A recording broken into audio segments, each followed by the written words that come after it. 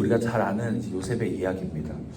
그래서 보디발의 유혹, 보디발 아내의 유혹을 뿌리치고 이제 정말 내 하면 안 될 짓을 하지 않겠다 작정한 요셉이 사실 억울하게 누명을 쓰고 이제 그 보디발의 옥중, 그러니까 보디발이 갖고 있었던 그 옥으로 잡혀 들어갑니다. 그랬을 때 그 안에서 이제 떡 굽는 관원장과 술 맡은 관원장이 잡혀 들어온 이야기가 오늘의 본문 이야기죠. 사실 술을 맡았다, 떡을 굽는다라고 하는 것은 굉장히 고위관직이었습니다. 왕에게 술을 내어주는 것, 왕의 생명을 담보하는 것이고, 떡을 굽는다는 것, 그것도 왕의 생명을 쥐고 있는 그 정도로 이제 중요한 중책이었다라고 이제 볼 수 있습니다. 그런데 거기서 이제 높은 그 두 사람이 잡혀 들어가서 거기서 같은 날 이제 꿈을 꿨습니다. 그 꿈을 꾸고 나서 어떤 내용인지 몰라서 이제 해석을 하지 못하고 그냥 번민하고 있을 때 오늘 요셉이 이제 물어봅니다. 무슨 일이 있습니까? 라고 이제 물어보자 이제 그들이 이야기하는 거죠. 내가 꿈을 꿨는데 도통 의미를 알려줄 사람이 없습니다. 라고 이야기합니다. 그래서 요셉이 이렇게 대답하거든요. 오늘 본문 마지막 절에 8절에 보니까 그들이 그에게 이르되 우리가 꿈을 꾸었으나 이를 해석할 자가 없도다. 요셉이 그들에게 이르되 해석은 하나님께 있지 아니하나이까 청하건대 내게 이르소서라고 대답합니다. 그냥 단번에 제가 해석해 드릴게요. 제가 이거를 할 수 있습니다. 라고 이야기하지 않았습니다.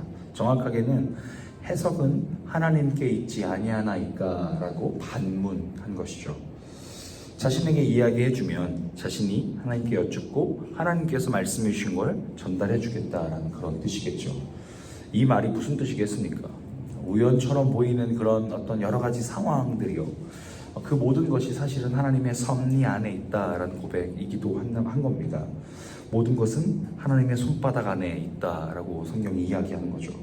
그 꿈을 주신 분도 하나님이시고 그 꿈을 해몽하는 것도 하나님이시고 그 꿈을 이루어가는 분도 하나님이시다라는 걸 성경이 이야기하고 있습니다. 그래서 그들에게 자연스럽게 이야기한 겁니다. 요셉은 해석은 하나님께 있습니다.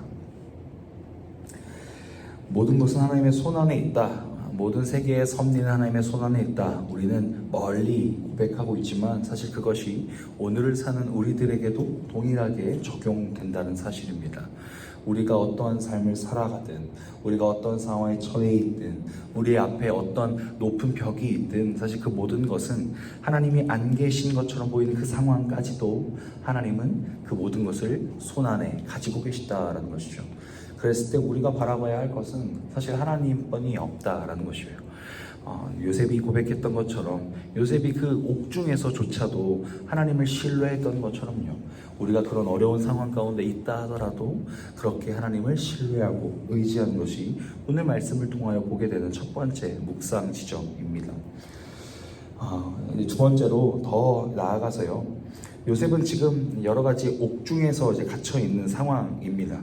그래서 이 해석을 하고 나서 해석 이후에 이 술 맡은 관원장, 떡 굽는 관원장이 이제 관직으로 돌아갔을 때 그들에게 나를 좀 기억해 주십시오 라고 이야기를 합니다.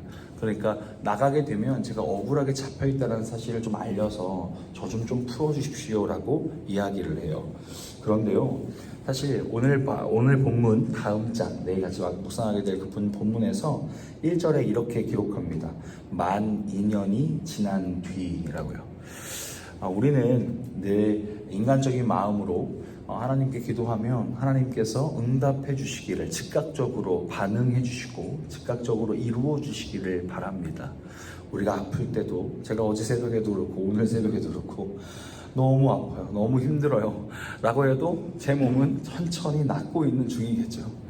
하여튼 우리의 이런 간단한 아픔 말고 정말 우리의 고난과 역경 가운데 사실 이 잔을, 고난에 쓴 잔을 하나님 좀 제거해 주세요 라고 기도하는 것이 사실 우리는 수년 동안 했던 기도의 제목들이 있을 겁니다. 그런데요, 성경은 그것을 이야기해요. 하나님은 즉각적으로 응답해 주신다가 아니라 그 모든 것 또한 하나님의 섭리 가운데 있다라는 것을 이야기하고 있어요.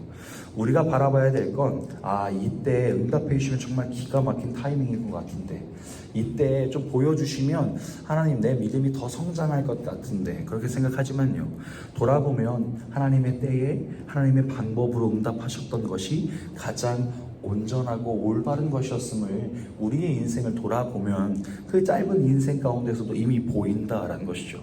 그랬을 때 성경의 수천 년 수만 년이 지난 이 성경의 이야기 속에서도 계속 그것을 이야기하고 있어요. 하나님의 때에 하나님의 방법으로 응답하실 것이다. 우리의 눈에는 해결되고 있지 않은, 우리의 눈에는 좀처럼 나아지지 않는 것 같은 모습일지라도 우리 하나님께서는 12,000년을 그 시간을 기다리게 하시고 그 시간을 그저 바라보고만 계신 것이 아니라 그 시간을 움직여서 다 만들어내신다. 그리고 요셉의 마지막 이야기는 결국 총리가 되지 않습니까? 그냥 억울함을 풀려낸, 억울함이 풀어진 종 중에 하나가 아니라 그 술 맡은 관원장과 떡 굽는 관원장보다 더 높은 고위관직으로 올라가게 돼요. 그러니까 우리가 바라봐야 할 것은, 사실 오늘 이 말씀 가운데 좀 주의해야 될 점이 그 점이기도 한데요. 이게 하나님의 때를 기다리면 이렇게 고위관직에 올라갈 수 있나 보다, 더 좋은 게 나한테 있나 보다, 그건 저희가 장담할 수 없으나 우리가 기억해야 할 것은 하나님의 때에 하나님의 방법으로 기다릴 줄 아는 것이 우리에게 필요하구나, 요셉을 통해서 우리에게 깨닫게 하시는 하나님의 메시지구나 라는 것을 오늘 말씀을 통해 보게 됩니다.